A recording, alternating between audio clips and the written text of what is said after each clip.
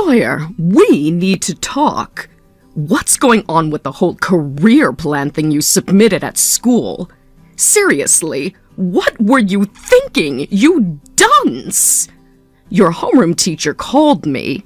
I didn't show up to the parent-teacher conference because, of course I didn't. So he wanted to talk on the phone. And now I hear you put down that you want to go to a vocational school? Are you kidding me? What on earth is going through that head of yours? No, absolutely not. That is completely out of the question. If this is about the cost or whatever, you really don't need to worry. I've been working part-time during high school and I've saved up a decent amount. And I'm planning to apply for a student loan to cover the rest. I've thought this through seriously. Since I want to be a writer, I thought I'd go to a vocational school that focuses on writing. Oh, please! Are you actually hearing yourself right now? That is such a ridiculous and spoiled idea. You don't get to chase some fancy little dream like that. You're graduating high school, and then you're going straight to work. End of story. Look, I've already decided I'm moving out once I graduate. I'm not planning to ask for anything from you. I'm not trying to be a burden. Oh, you think you could just walk out of here like that? Fine, go ahead, move out. That's your choice. But you better believe you're gonna pay me back. Every single dollar I spent raising you, I want it all back. Every cent. Wait, what? You're asking me to pay you back for raising me? You heard me. Your father and I wanted to put our full support into your older brother, Max. Not just emotionally, but financially, too. We'll spare no expense or effort for his benefit. And then, out of nowhere, you came along and threw everything off. You were never supposed to happen, you know. That's a pretty insane thing to say to your child, you know. What's insane about it? It's the simple truth. We didn't plan for you, we didn't want you, but because of how it would have looked to everyone else, we let you finish high school. That's it. That's the extent of our obligation. But Max, he's different. We're going to pay for him to go all the way through grad school. That's going to cost a lot, so we need every bit of money we can get. Which means you need to get out into the real world and start working fast. So let me get this straight. You want me to go earn money so that my brother can go to college? Exactly. That's exactly what I'm saying. It's not like you're some gifted genius like Max. You've got no special talent, no academic skills, nothing worth investing in. The only useful thing you can do is earn money to support your brother's future. And to think, you thought we were going to allow you to continue your education? Ha! We are not wasting even 1 cent on a mistake like you. This is unreal. So listen carefully. You're going to tell your teacher you're withdrawing your application to that school and that you'll be job hunting after graduation. Oh, and one more thing. That money you've been saving from your part-time job, you are to hand over the full amount at once. What? Max and I were just talking about taking a nice little trip together, just the two of us. So we'll use some of your money to cover travel expenses and give the rest to your brother for spending money. You've got to be kidding me. I was saving that money so I could move out on my own. Yeah, there is no way in hell I'm giving you that money. The nerve! You think you get to talk back to me now? Let me be very clear, you foul little upstart. You do not have the choice to disobey me. You will do exactly what I say, and I say that you are giving me all your savings this instant. Go to hell, Mom!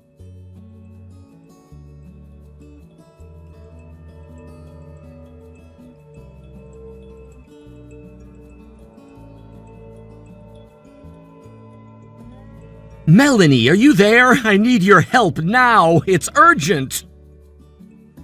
Sawyer, what's wrong? I'm here. Go ahead and tell me what's going on. I know this is totally last minute and it's late and everything, but can I come over? Like right now, please? Wait, right now? Sure, I guess. But will you tell me what's going on? Okay, thank you so much. I won't stay or anything, I promise. I just need to give you something. Okay, yeah, of course. I'm here. But I'm getting kind of concerned, Sawyer. You're still not telling me what's going on. I need you to hang on to some money for me, just for a little while, until I graduate. Please, Melanie, you're the only one I can ask. Money? What the? Why would you be giving me the money? I have an envelope with all of my money in it, everything that I've saved up at my part-time job. This is the money that's going to buy me my freedom once I graduate. Okay, but why don't you just put it in your bank account? Or if it's cash, why not just keep it at home? I screwed up big time. I can't make a bank account without my parents' consent, right? So I've always had to keep all my earnings in cash. I usually keep it hidden, moving it around from time to time to make sure she never finds it. But I was talking to my mom and I let it slip that I had some savings. And now she's telling me that I have to hand it all over to her. Wait, what? Why would she take your savings? Because apparently I'm just a walking wallet for my brother now. She said she needs the money to help pay for his grad school. Wow. And sure, my brother's great and all, but he'd never agree to that, not in a million years. But that doesn't even matter to her. Even if he said no, she'd just keep it. It'd disappear like everything else. I can't let that happen. I can't. This money, it's all I've got. If she gets her hands on it, then everything I've worked for will be gone. Oh my God, Sawyer, this is insane. I know I'm dumping this on you. I know it's a lot to ask, but if I take this envelope back home, she'll take it. I just need somewhere safe, just for a few months. Are you sure I'm the one you want to look after this for you? I mean, we get along pretty well and all, but I'm still just some random person to you, right? Random person? What are you talking about? There's no one I trust more than you. Wow, I had no idea you felt that way about me. So what do you say, Melanie? Can I count on you? How in the world could I say no after hearing you say that? Sure, Sawyer. I'll hold on to it for you. I'll make sure it's safe and sound. Thank you so much, Melanie. I don't know how I'll ever thank you for this. We'll talk about that part later. Just get over here for now, okay? Yeah, I'm heading over to your place as fast as I can.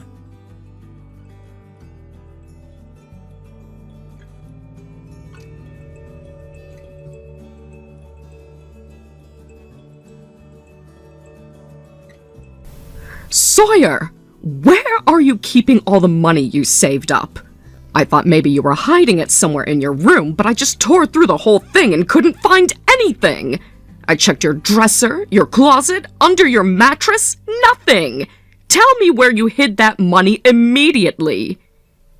So you did go through my room. I figured you would. Too bad for you that I was one step ahead of you. You slimy little vermin! What did you do with that money? If you just tell me now, I might still be willing to let it slide, but my patience is wearing thin. You can look all you want, but there's nothing left for you to find. What's that supposed to mean? It means I already used it. If you were just going to take it from me, I'd rather spend it myself. So yeah, it's gone. What? It's gone? You've seriously turned into a spiteful little brat, haven't you? I can't believe I've wasted all these years raising someone like you. This is exactly the kind of low, petty behavior I'd expect from a screw-up like you. You're disgusting. Worse than garbage. I knew you were a mistake the day you were born, and now you're just proving it. Honestly, I don't even know why I kept you around this long. And you know what?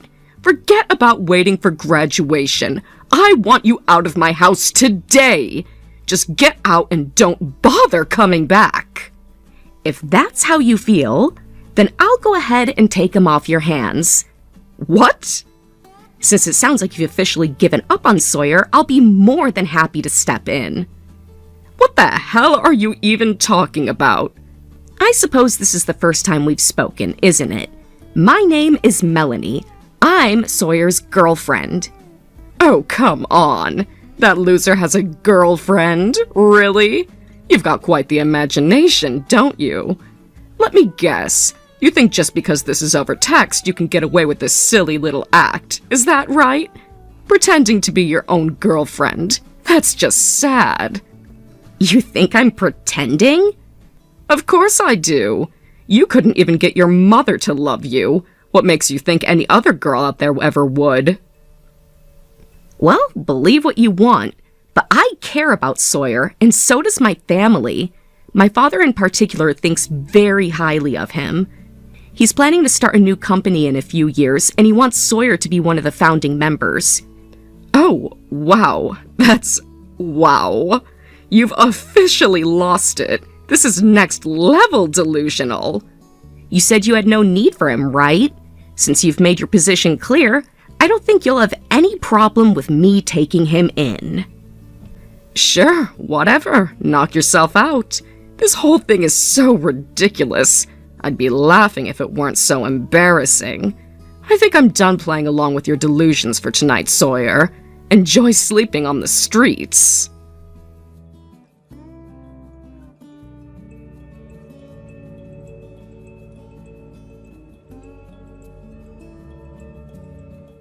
Sawyer, it's been such a long time, hasn't it? It's me, your mother. Really? What do you want? Don't be so cold. Come now, it's been 7 years. You'd think you'd have something a little more heartfelt to say after all this time. Heartfelt? No, my feelings are more in my stomach, as in nausea. Oh, still the same sharp tongue, I see. Anyway, let's skip the small talk. I saw you on TV the other day. I was so shocked I just about fell out of my chair. You've really made something of yourself, haven't you? Vice president of a video game production company. That's incredible. Thanks, I guess. So now that things are going well for you, I just wanted to say, you can come home now. Huh? Yes, I mean it. It's about time, isn't it? When do you think you'll be able to move back in? I'm not coming back! There's no version of reality where I return to that house! What? Why would you say that? Do you really not remember what you did to me 7 years ago? Because I do. You tried to take all the money I spent years saving up. You called me trash, said I was a mistake, and threw me out before I even finished high school. That was just, well, it was meant to be tough love. You know that saying, something like, spare the rod and spoil the child? That's what I was doing. I was preparing you for the real world. And it hurt me too, you know. Being strict with my own child wasn't easy, but I knew it was the right thing to do. And clearly it worked. Aren't you grateful for my masterful parenting? The only person I feel any gratitude to is Dad. What? After you kicked me out, he came back from his work transfer and found out I was gone, and when he asked you about it, you couldn't even give him a straight answer. You kept deflecting until you just stopped talking altogether. Then Max stepped in and told him everything, every last detail you tried to hide. Then Dad divorced you and Max cut you off. How do you even know all that? Because he and I work together now. We've been doing video game scenario writing together. Oh, well, isn't that marvelous? So he's the boss then? Max is the CEO? No, I'm his boss. He works under me. You what? You mean to tell me you're actually bossing your older brother around every day? I don't treat him badly, if that's what you're thinking. Our relationship hasn't changed. We've always gotten along pretty well. You have? Yeah, he's one of the few people who's always had my back, even when you didn't. You were just too busy hating me to notice. Unlike you, however, we notice things.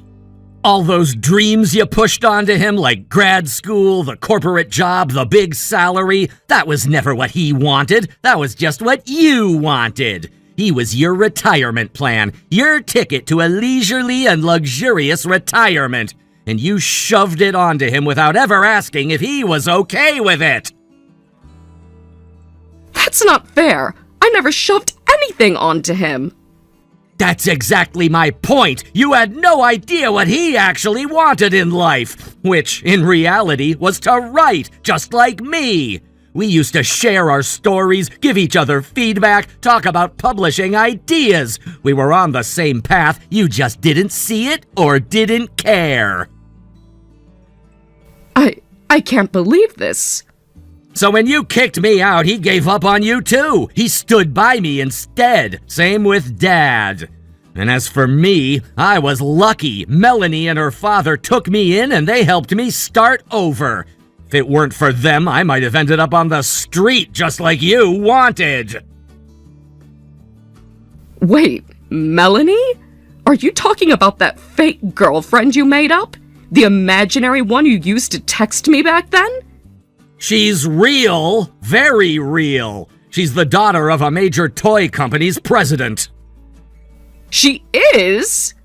And she wasn't pretending when she said she'd bring me into a company she planned to start. That game company you saw on TV, that's the one. It's real and it exists because of her. She gave me a place to learn and grow. She gave me time and space to study writing and design. And while I was building my skills, she was laying the foundation for the company that changed my life. Honestly, I'll never be able to repay her for what she did. And today, she's the CEO of the company that I work for. And, more importantly, she's my wife. You're joking! I'm not, actually. And Max is married, too. We both have kids now. We've both got families, and we're doing just fine without you. Oh, and in case you were wondering, Dad's living with Max's family. He retired last month and moved in with them. What? Why didn't anyone tell me about all this? Yeah, that was intentional. In fact, if you hadn't texted me just now, you probably never would have known. So tell me, how does it feel? How does what feel? The son you threw away, the one you said was useless, is running a company and raising a family. Not only that, he's working side by side with the golden boy you used to pin all your hopes on. And the best part? Neither of us wants anything to do with you. Dad chose us, not you. Max chose me, not you. You pushed everyone away, and now you're standing in the empty space you made for yourself. So yeah, how's it feel? Sawyer, And you thought I was gonna move back in with you? Please! I don't ever want to see your face again! Don't bother calling or texting me again. I'm blocking your number. Sawyer, please, don't do this!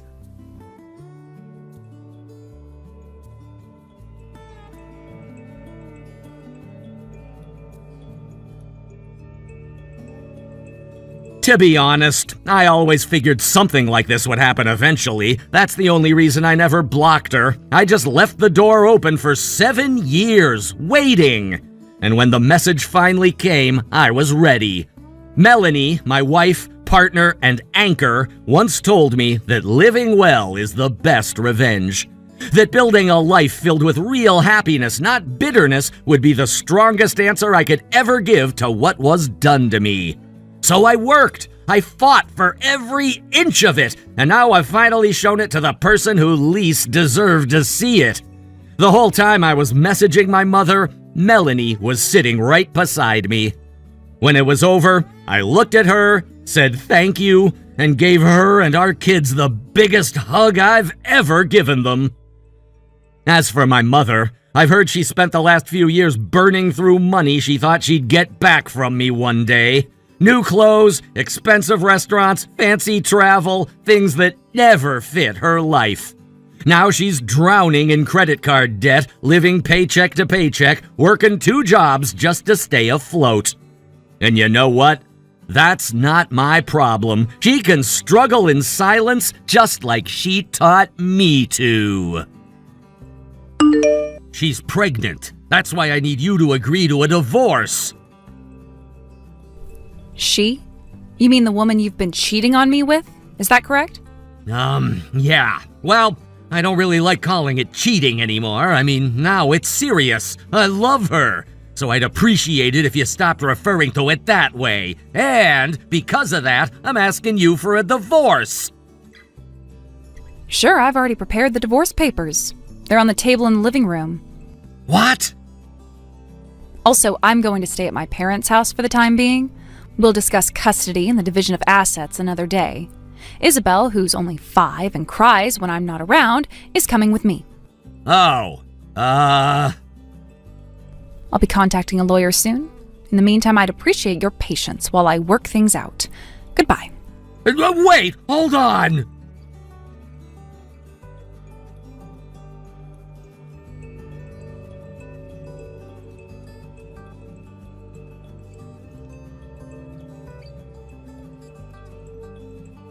You're cold, Chelsea. Completely heartless. I always knew you were like that, but I didn't think you'd be this bad. I'm honestly disappointed in you. Oh, really? You're the one who's a married man with 3 kids, yet you fell for someone 25 years younger than you, went behind my back, and now you've even gotten her pregnant. And you think I'm the disappointing one? The audacity. I didn't think someone as pathetic as you would have the nerve to feel disappointed in me. What? I'm not pathetic. Don't call me that. Look, I did what I had to do. A child's involved now. As a man, I'm taking responsibility for my actions. That's the right thing to do.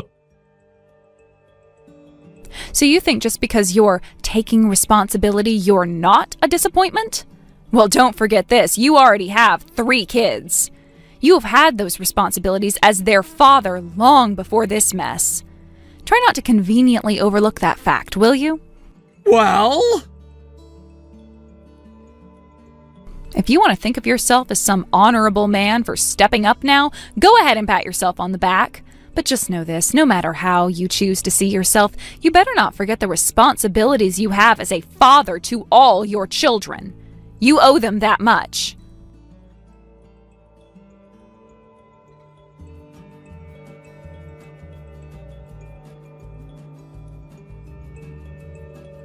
Hey, Chelsea, what the hell are you playing at? Why did you only take Sarah with you to your parents' place? What's the meaning of this? What do you mean, what's the meaning of this? You know what I mean. You didn't just have Sarah. You also have Steve and Stan, our 2 sons. Why didn't you take them with you, too? Well, that's simple. Sarah is my child.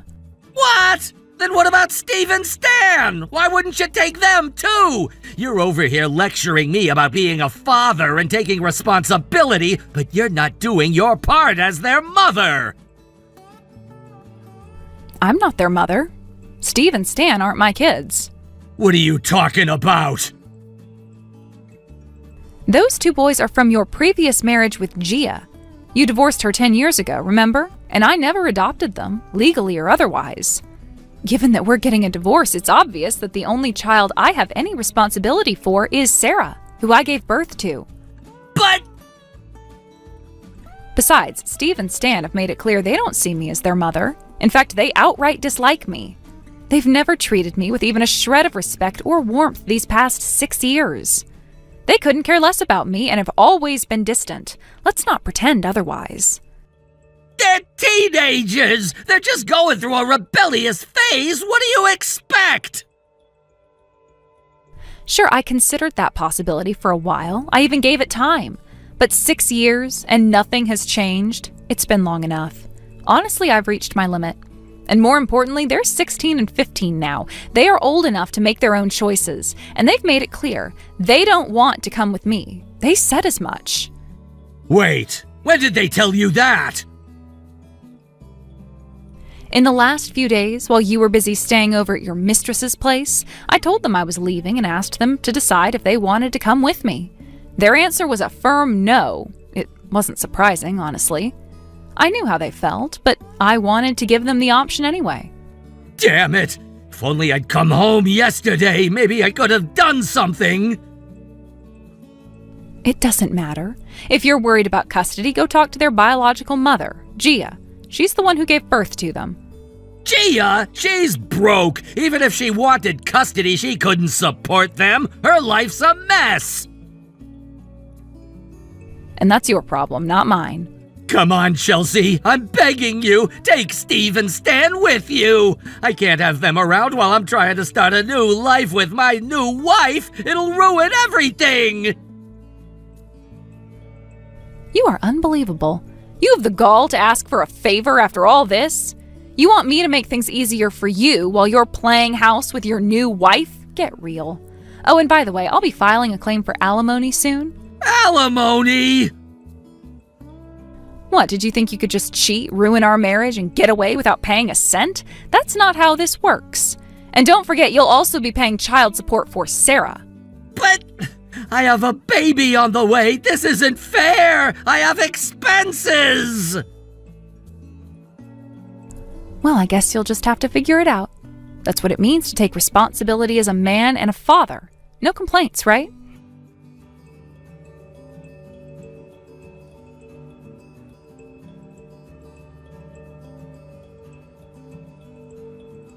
Hey, Chelsea. Oh, Steve? Oh, it's rare to get a message from you. And being called by my name. How many years has it been since that last happened? Well... Oh, you can stick with calling me you like before. Since the divorce with your father is finalized, I won't hold it against you, at least for now. Yeah, okay. So what's the matter? It's just, I need some advice. Or maybe more like, I don't even know what to do in a situation like this. Out of all the adults I know, you're the only one who might give me a straight answer. What happened? It's Dad. He's telling Seth and me to leave. Excuse me? He says having us around makes it hard for him to bring her, his girlfriend, the woman he cheated with, into the house. He told us to quit school, find jobs, and live on our own. He even suggested that if we didn't like that idea, we should beg you to take us in and live with you instead. Unbelievable. He still hasn't changed one bit. Still as irresponsible as ever. Yeah, well, Stan and we talked about it. And honestly, neither of us feels comfortable relying on you for help. We know you've taken care of us for the last 6 years as a stand-in mom, and we do appreciate it, but our real mom is the one who gave birth to us. That hasn't changed.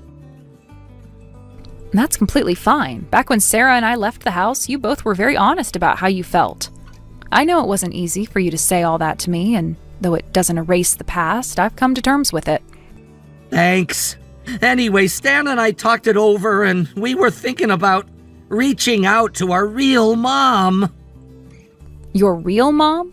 Yeah, it's a long shot, but we haven't seen her in 6 years. Back then, we didn't even have our own phones, so we don't know how to contact her now. 6 years ago, that's when your dad and I got married, right? Yeah, and when I asked Dad about it, he refused to give me her contact info. He probably can't. I only found out about this after Sarah was born, but did you know your dad was at fault in the divorce with your mom 10 years ago? Yeah, I heard from relatives that it was because of Dad's cheating. But since Mom was dealing with health problems and didn't have much financial stability, she couldn't get custody of us. That's right.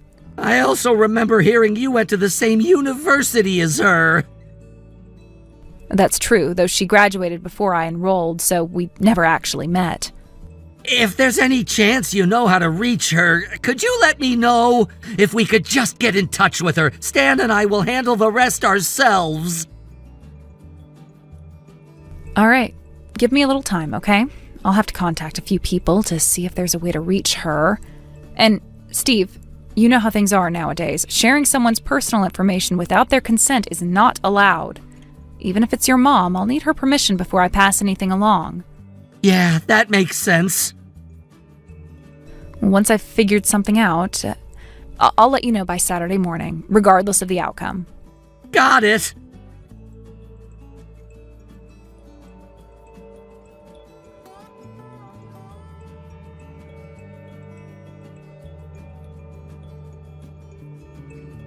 Steve, I got in touch with your mom. Wait, seriously? Yeah, I reached out to one of our university professors who happened to have her contact information. Your mom called me back, and she has a message for you and Stan. What is it? She's willing to meet you both tomorrow. She'll be waiting near the ticket gates at B Station at 1 p.m. She's really going to see us? It seems so. It's been 6 years after all. She told me she wants to talk in person before deciding whether to share her contact info and update you on her life. As for how to recognize her, she said she'll be wearing a light blue scarf. Got it! Good. The rest is up to you. Take care of things from here. Chelsea? Hmm? Thank you. You're welcome.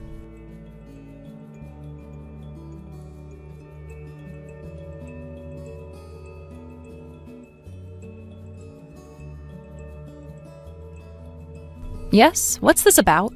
What did you say to Steve and Stan? What do you mean?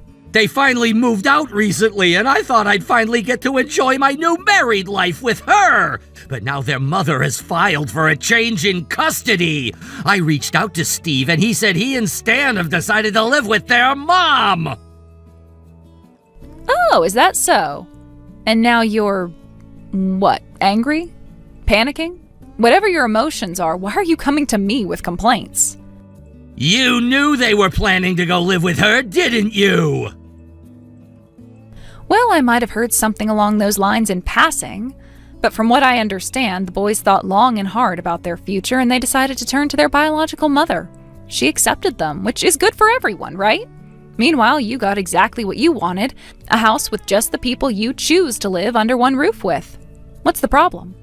It's the child support! I'm already paying for Sarah, and now I'll have to pay for Steve and Stan too! Even if it's only for a few more years, this doubles my financial burden! That's why I told them to quit high school and get jobs to support themselves!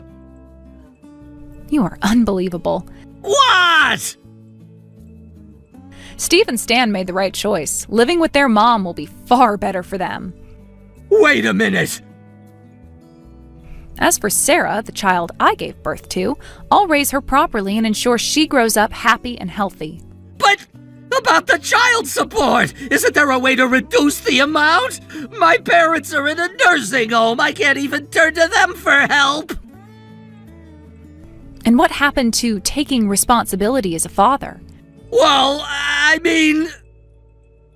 You need to fulfill your minimum obligations as a father. That's your duty. Anyway, I think we're done here. Wait, hold on! Goodbye.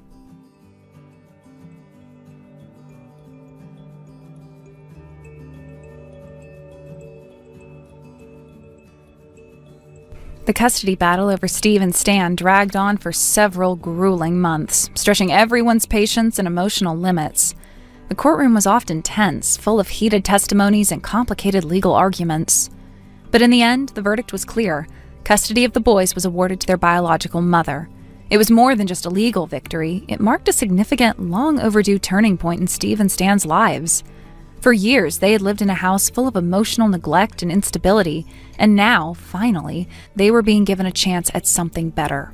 Several factors had contributed to this outcome, but none more decisive than their father, Matt's consistent pattern of irresponsibility and the impressive growth their mother had demonstrated since their divorce. Matt's history was laid bare in court, revealing not only a lack of involvement in his sons' lives, but also a disturbing level of self-centeredness. One of the most damning moments came when the court reviewed past statements Matt had made, statements where he openly suggested that Steve and Stan should drop out of school and start supporting themselves financially. He claimed he needed to focus on his new relationship and didn't have the time or resources to deal with the demands of parenting. These remarks were shocking. They painted a picture of a man more invested in his own comfort than the welfare of his children. The court was not blind to the emotional neglect and lack of structure that Steve and Stan had suffered under their father's care. Furthermore, Matt's behavior during the trial only solidified the court's opinion of him.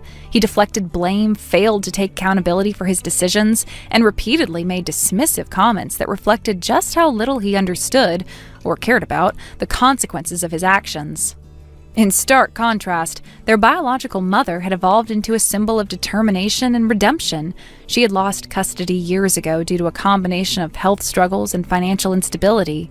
At the time, she was not in a position to provide a safe or secure environment for her children, but over the years she worked diligently to rebuild her life. By the time the custody hearings began, she was in excellent health, financially independent, and living in a stable, nurturing home. She came to court prepared, with documentation of her job, her home, and the steps she had taken to improve her situation. More importantly, she spoke with sincerity and love, showing deep concern for her son's emotional well-being. It was clear that she wasn't simply trying to win a legal battle. She was trying to make amends and offer her sons the stability and affection they had lacked for so long. Equally impactful was the testimony of Steve and Stan themselves. Now teenagers, they were old enough for their voices to carry weight in court. Both expressed a strong desire to live with their mother.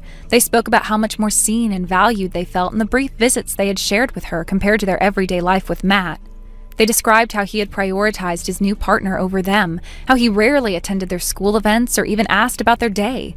Their voices cracked with emotion, and it was impossible not to feel the truth in their words. With all these factors, the court had little hesitation in awarding full custody to their mother. For Steve and Stan, it was a chance to begin again, to heal, grow, and experience a kind of love and attention they had long been denied. But while this was a victory for the boys and their mother, the ruling spelled disaster for Matt.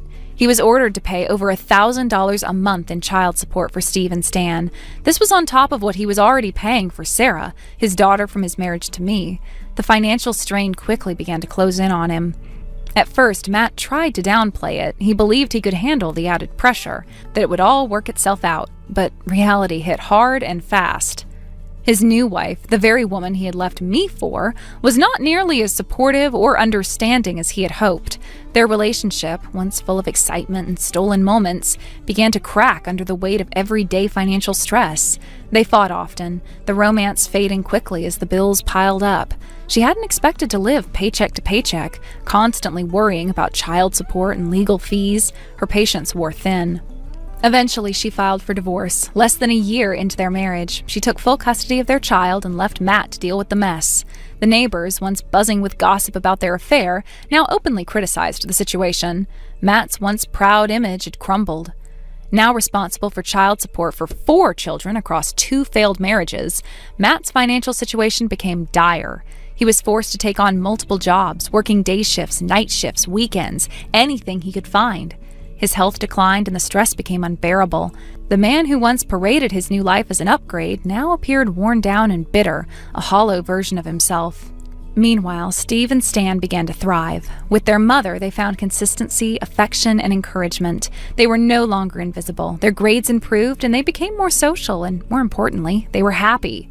Their home was not extravagant, but it was filled with warmth. Their mother supported their dreams, listened to their concerns, and gave them the emotional foundation they had been missing. As for me, I focused on raising Sarah, who remained my priority. I kept a respectful distance from the situation with Steve and Stan, but I was deeply relieved to know they were safe and cared for. Occasionally, I would hear about Matt through friends or mutual acquaintances. The updates were always bleak. More work, more debt, more isolation. He had burned bridges with everyone who had once cared about him. In the community, Matt became somewhat of a cautionary tale. People whispered about his downfall, not with sympathy, but with a kind of knowing acknowledgement. He had made his choices, and now he was living with the consequences. The man who once seemed so confident and untouchable was now reduced to scraping by, doing whatever it took to fulfill his obligations. Steve and Stan never asked about him. It was as if they had closed that chapter entirely, choosing to move forward without the weight of their past. Their mother made sure they had the support they needed, both academically and emotionally. Slowly, the scars left by their father's neglect began to fade. As for Matt, redemption, if it ever came, would be a long and lonely road. He had betrayed too many people and placed his own desires above the well-being of those he was meant to protect. Now he was left to reckon with what remained, a mountain of debt, broken relationships, and the absence of the children who had once called him Dad. Thank you for watching and listening. We hope you enjoyed the video. Don't forget to like this video and subscribe. Also, feel free to leave a comment about what you thought of the story. We look forward to seeing you at the next story. Hey, Audrey, I'm really sorry to drop this on you out of the blue. Huh? Jeremy, what's going on? Did something happen? Yeah, we've got a system emergency at one of our client sites. Something totally crashed, and now I've got to head over and deal with it right away. Oh no! That sounds like a nightmare. Do you have any idea how long it's gonna take? Honestly, I wish I knew, but it's looking like I probably won't be home until morning. It's one of those nights. Uh-oh.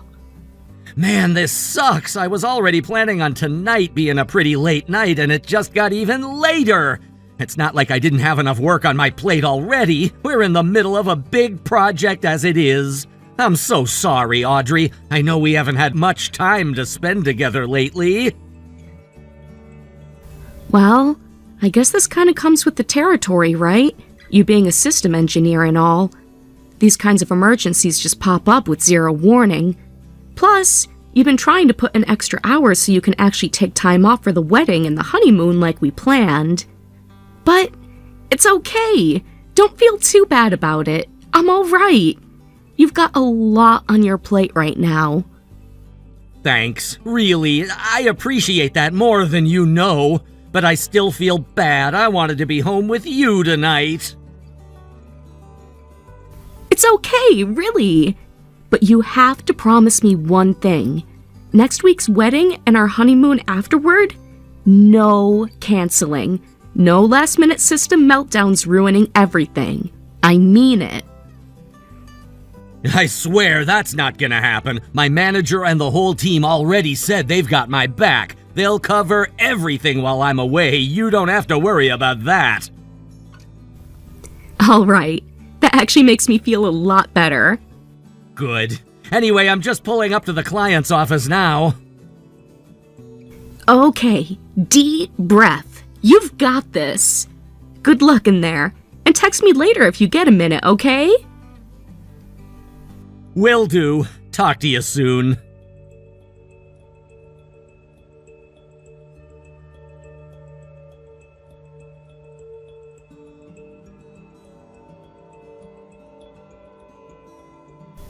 Hey, Sean. You're on your way to my place right now, aren't you? Well, guess what, babe? I just got the best news I've gotten all week. Jeremy suddenly got called into overtime, so he's stuck at work all night and won't be home until morning. That means we get to spend even more time together than we thought. Wow, when I think about it, this might actually be the first time we've spent the whole evening together at my place. There won't be anything getting in our way tonight, Sean. Just thinking about it is making me feel all warm and tingly. I want you here now. Hurry up and get over here. Hey, Audrey.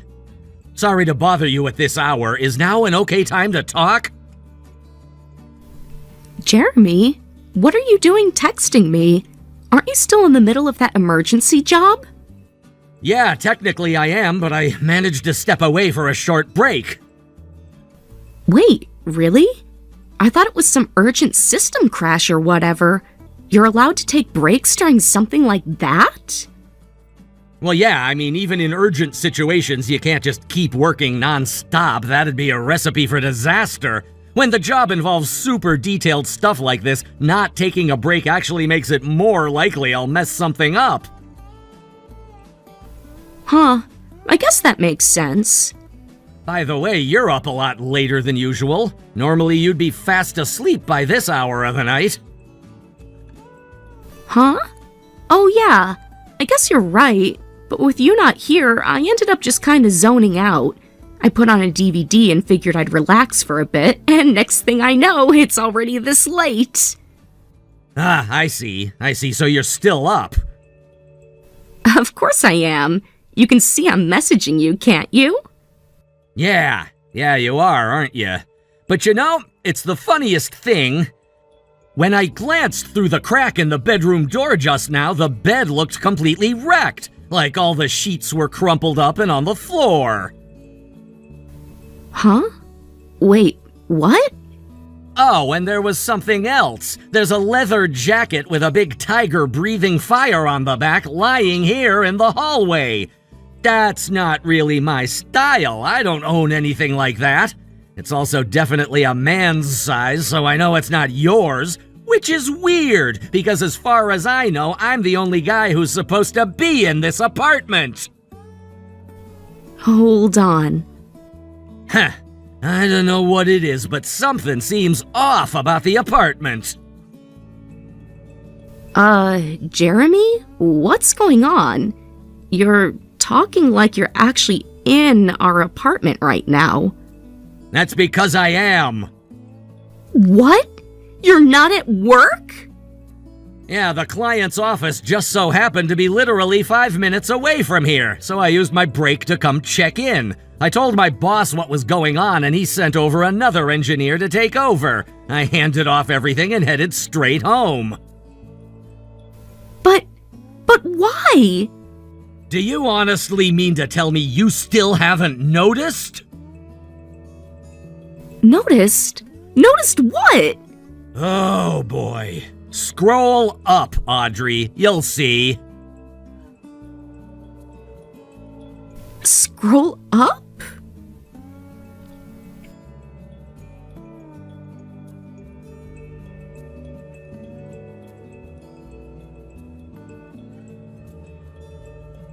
I'll take your total silence as a sign that you realized what happened. You thought you were texting your little boyfriend, but you actually sent all that sweet, steamy nonsense to me! You know, your fiancé, the guy who actually lives with you, the guy you're supposed to be marrying next week. It's really helpful that you went out of your way to blow the lid on your own affair to me. You saved me a bunch of money on hiring a private investigator. Wait, Jeremy, just hold on a second. This isn't what it looks like. Isn't it? This guy Sean that you were texting, I mean, come on, that's my cousin. That tiger print jacket lying in the hallway is so his style that it's hilarious. I don't think he has a single piece of clothing without some lame tiger printed on it.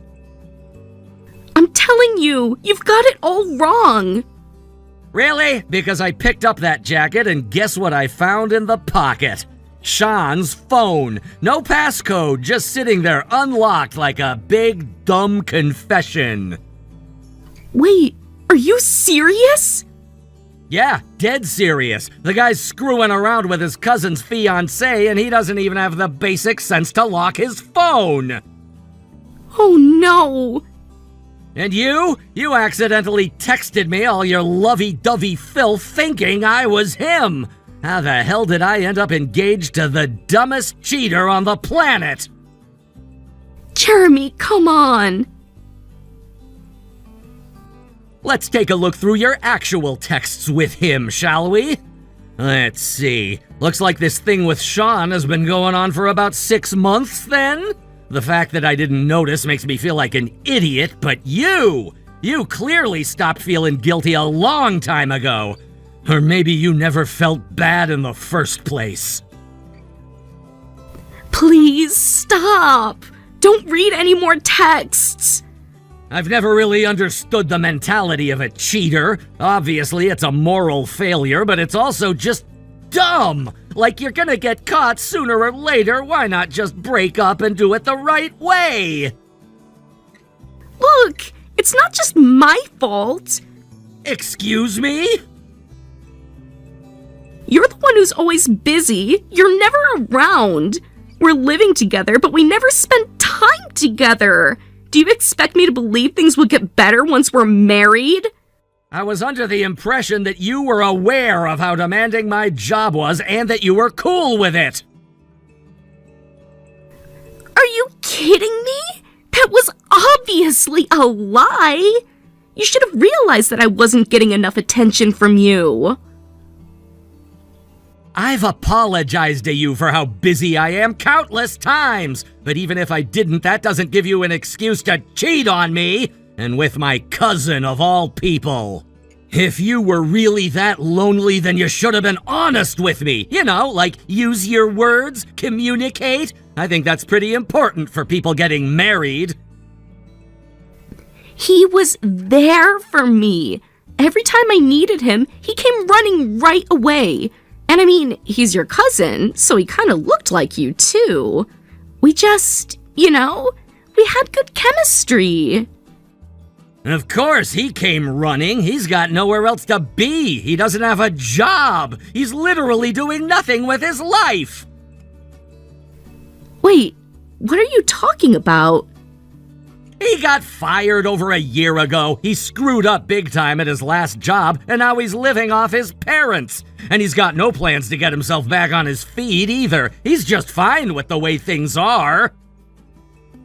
No way. What, did you think he actually had a job? According to your message history, you were letting him come over in the middle of the day on weekdays. I thought, maybe he was working from home? I guess I just didn't think about it too hard. Yeah, that seems to be a pattern for you. Okay, fine, you win. Look, Sean and I already talked about this and we both agreed it's over. We're breaking up, so let's just drop this, all right? Problem solved. What? This is kind of silly. We're in the same place, but we're texting back and forth. I'm coming out of the bathroom now, okay? Let's have a good old-fashioned face-to-face, heart-to-heart talk.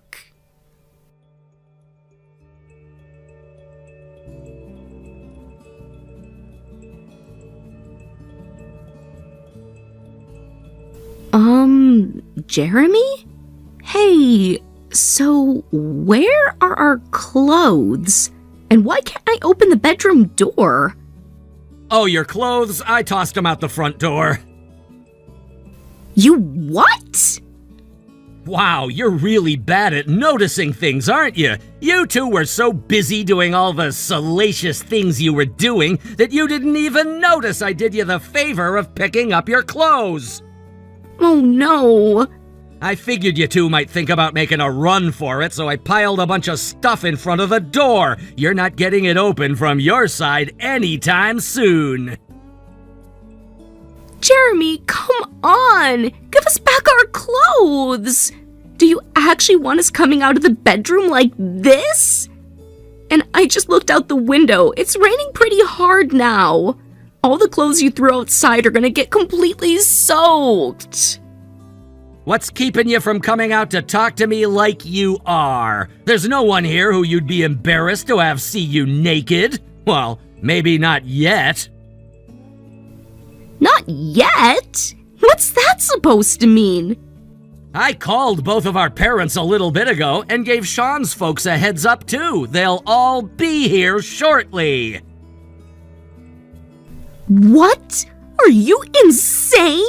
Why the hell would you do that? This is our issue. You didn't need to drag our families into it. At least not until we had a chance to talk things out. Oh, I have every intention to talk things out. That's why I called everyone here. What are you talking about? You seriously think this is just between you and me? You cheated with my cousin. That's not some random fling with a stranger. That's family. Any infidelity is bad, but with family, that's a whole different ball game. Not to mention we have a wedding scheduled for next week. You think we could just talk this out quietly over tea? Pretend it's no big deal? You think I'm just as big of an idiot as you two are? Or do you just think I'm some kind of pathetic pushover who's gonna do everything the way you want me to? Which is it, Audrey? Well, no, that's not what I was saying. Good, then you understand why we're gonna talk with all of our parents in the room. But Jeremy, do we really have to bring them into it? I'm astonished. You still actually think that you have any right to dictate exactly how things go. Huh? What's that? Uh-oh, I can hear your voices coming from the bedroom. I see you're currently having an all-out fight over who's responsible, so I'll let you two duke it out while I wait for our family to arrive. Okay, all the parents are here now. Wait, what? All of them? Oh, so you finally decided to check your messages. I just heard the doorbell, so I knew one set of parents was here, but they're all here? Yep, it's a regular family reunion, so let's have that big grown-up talk you kept insisting on, right now. Well, can we at least talk through the door? You can hear my voice, can't you? Screw that! What? Why not? Because I don't feel like hearing the voice of a filthy slut right now. Oh my god, that's disgusting! You can't talk to me like that! We're getting married next week! Oh my god, no! Do you actually think we're still getting married? Well, why not? I already told you I ended things with Sean. You think breaking up with the guy after you got caught somehow resets everything? The fact that you cheated doesn't just wash away. But Nothing is gonna wash away the fact that you slept with another man. Jeremy... Nothing is going to erase the pain of your betrayal from my heart. That sort of stain doesn't wash out, Audrey. Come on! You can't throw all of this on me. You're at fault too. I was lonely. You made me lonely.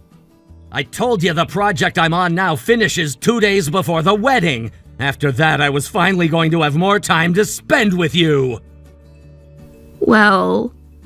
Also, I was going to be promoted next month, and I was getting a raise. Things were finally turning around. We were going to have a stable life. Everything we dreamed about was just around the corner. Wait, seriously? You were getting promoted? A raise too? Yeah, not that it matters to you anymore. But that's great news. Why wouldn't it matter to me? Because I'm breaking up with you, you moron! No. No, you're not. You can't. You mean you don't love me anymore? Just like that?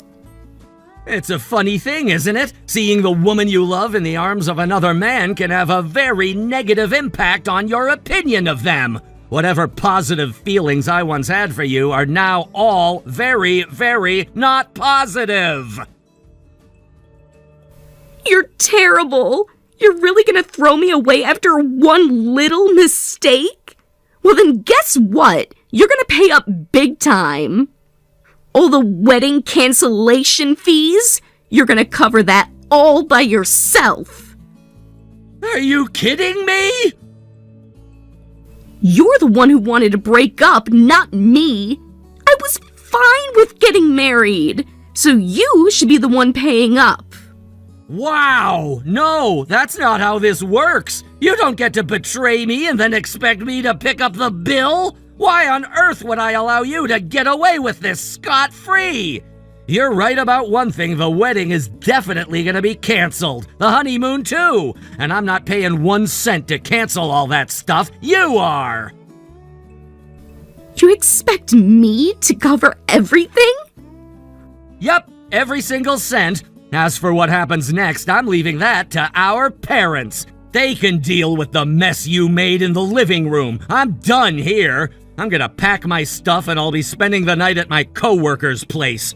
Tomorrow morning, I've got an appointment with a law firm where one of my friends works. I'm gonna get this handled legally and officially. A lawyer? Are you serious right now? Absolutely! You are so deep in your own fantasy world it's impossible to have a real conversation with you. Plus, just looking at you and Sean makes me want to throw up, so I'd rather let a professional handle the rest.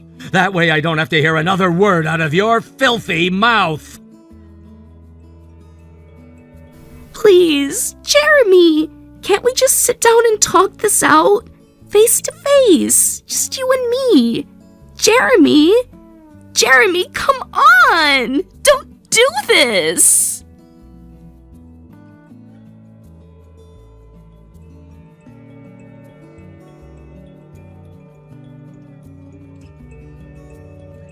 What happened afterward was pure chaos.